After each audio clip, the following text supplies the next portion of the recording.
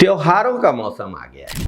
रक्षाबंधन भाई बहन के प्यार का त्योहार, और हर बहन राखी बांधने के बाद अपने भाई के मुंह में एक टुकड़ा मिठाई का जरूर खिलाती है। लेकिन मिठाई महंगी हो गई है। भाजपा सरकार का ऐसा कारनामा जिसके कारण मिठाई महंगी हुई है, शक्कर महंगी हुई है, आज इसी के बारे में बात करेंगे। ऐसे भी चीनी लोग कम खा रहे हैं। लोग सबको तो आजकल बीमारी हो गया, मिठाई उठाई कम खाते हैं। आजकल तो सब डायबिटीज के शिकार हो रहे हैं। तो मैं समझता हूँ कि चीनी के दाम के बढ़ोतरी से कोई फर्क पड़ने वाला नहीं। नमस्कार साथियों, हमारे देश में तो हर त्योहार मिठाई से जुड़ा है।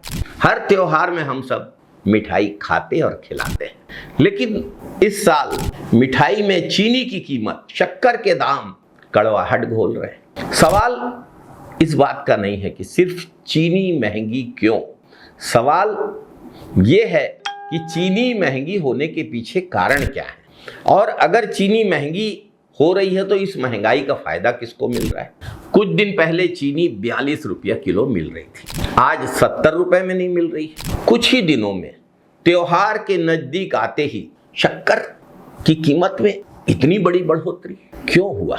इसके लिए सरकार की इथेनॉल नीति जिम्मेदार।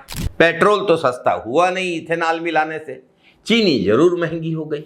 अब गन्ने से सिर्फ चीनी तो नहीं बनती, गन्ना रस से इथेनॉल भी बनता है। मतलब साफ गन्ना उतना ही हो रहा है या पहले से ज्यादा हो रहा है, लेकिन गन्ने की खपत बढ़ गई है। अब वही गन्ना अगर 42 रुपए की चीनी बनाने में इस्तेमाल होता है या पेट्रोल में मिलाए जा रहे इथेनॉल में इस्तेमाल होता है, तो आप खुद फैसला लीजिए। अगर आपके पास गन्ना होता तो आपका गन्ना ज्यादा दाम में कौन खरीदेगा?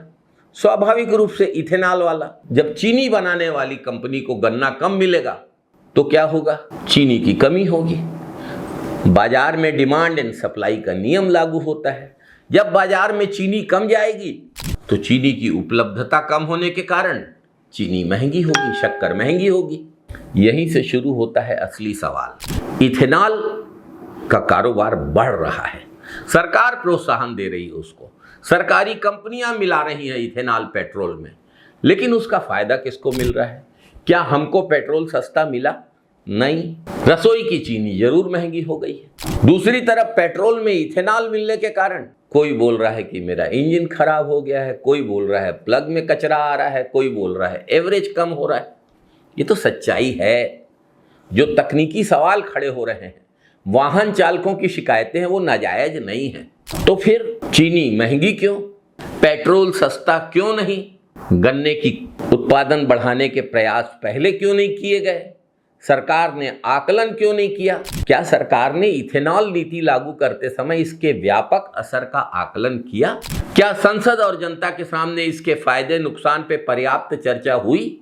इथेनॉल मिलाने के बाद तो पेट्रोल 35 रुपए लीटर मिलने वाला था, पेट्रोल और महंगा हो गया। क्या हो रहा है साथियों? कहाँ है गड़बड़ झाला? कहाँ जा रहा है पैसा हमारे और आपकी जेब का? चीनी भी हम महंगी ले रहे हैं, पेट्रोल भी हम महंगा ले रहे हैं। कौन है जिम्मेदार? क्या भाजपा सरकार है अनपढ़ नेताओं की सरकार? ये कहते हैं कि विदेशी मुद्रा बचाने के लिए गन्ने से इथेनॉल बनाना है। अब देश में चीनी की कमी हो गई है, 17 दिनों में दाम 20 से 25 रुपए बढ़ गए। अब भाजपा सरकार ने फैसला लिया है कि चीनी के दाम कंट्रोल करने के लिए चीनी आयात की जाएगी। इसमें विदेशी मुद्रा लगेगी कि नहीं? आप इथेनॉल मिला के विदेशी मुद्रा बचाने का दावा करते हैं और इधर चीनी आयात करने के लिए विदेशी मुद्रा खर्च कर रहे हैं। और कहां से आएगी चीनी मालूम आपको? ज्यादातर चीनी पाकिस्तान से आएगी, क्योंकि पाकिस्तान के पास पर्याप्त चीनी उपलब्ध है, पास में भी है। तो इस सरकार की नीति और नीयत दोनों भरोसे के काबिल नहीं है। भाजपा की सरकार केवल सत्ताधीशों के हित साधन में लगी है। यही हाल छत्तीसगढ़ में है, यही हाल पूरे देश में है। डबल इंजन की सरकार है ना। मोदी का संदेश है 6 तारीख को कमल का बटन दबाओ और 13 रुपए किलो में शक्कर खाओ। शक्कर के दामों में लगातार तेजी देखने को मिल रही है। थोक बाजार में शक्कर करीब 60 रुपए किलो तक पहुंच चुकी है, जबकि तेजी से जारी रही तो खुदरा भाव 65 रुपए किलो तक जाने की आशंका जताई जा रही है। व्यापारियों के मुताबिक पिछले 17 दिनों में शक्कर के दाम करीब 17 रुपए बढ़ चुके हैं। अब चीनी पर आयात शुल्क 0 कर दिया है। वाह, अब कौन बर्बाद होगा, इसका फायदा किसको होगा और नुकसान किसको होगा?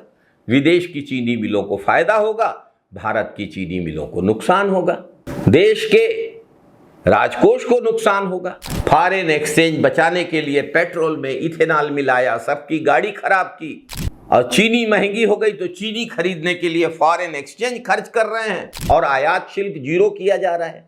ये कैसी आर्थिक नीति है?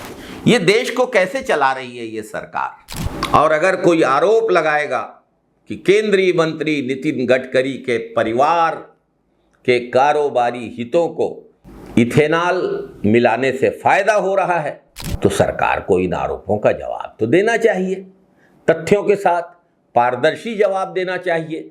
जो सवाल हम और आप असली आवाज के माध्यम से पूछ रहे हैं, उन सवालों का भी जवाब आना चाहिए, चाहे अंबानी जी हो या अदानी जी या गडकरी जी या कोई और। राष्ट्रहित, जनता का हित, जनता के पैसे और जनता की जेब से जुड़े सवालों का जवाब मिलना चाहिए।